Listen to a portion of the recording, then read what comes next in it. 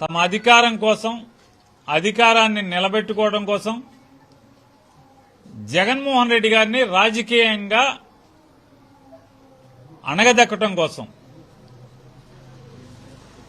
నీచాతి నీచంగా సాక్షాత్తు కలియుగ దైవమైనటువంటి శ్రీ వెంకటేశ్వర స్వామి యొక్క ప్రతిష్టని, భక్తుల యొక్క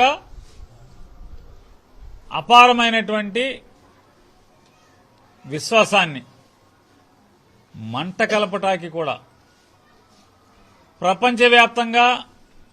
కలియుగ దైవం వెంకటేశ్వర స్వామి అంటే, లేదా ఆ వెంకటేశ్వర స్వామికి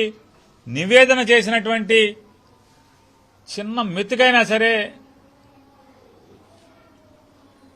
అది స్వీకరిస్తే జన్మ దైన్యమైనట్టుగా భక్తులు భావించేటువంటి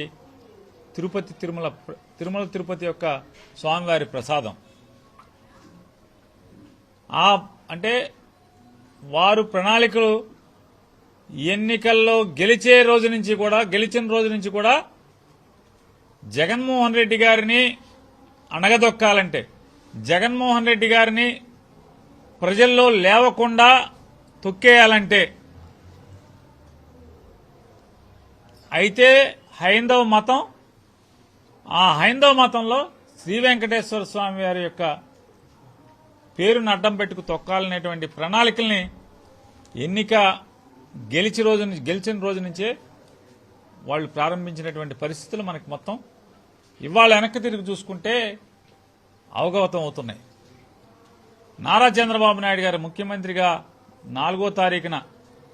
అంటే లెక్కించబడి గెలిచినటువంటి ముఖ్యమంత్రిగా, ఎలక్టెడ్ చీఫ్ మినిస్టర్గా 4వ తారీఖున ఆయన డిక్లేర్ అయితే 12వ తారీఖున ఆయన ముఖ్యమంత్రిగా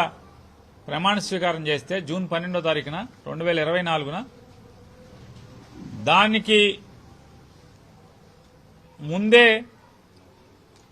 తిరుపతి ఈఓని, జేఈఓని అందరినీ విడుదల నుంచి తొలగించడం, చంద్రబాబు నాయుడు గారు 12వ తారీఖున ప్రమాణ స్వీకారం చేసి 13 పొద్దున్నే శ్రీ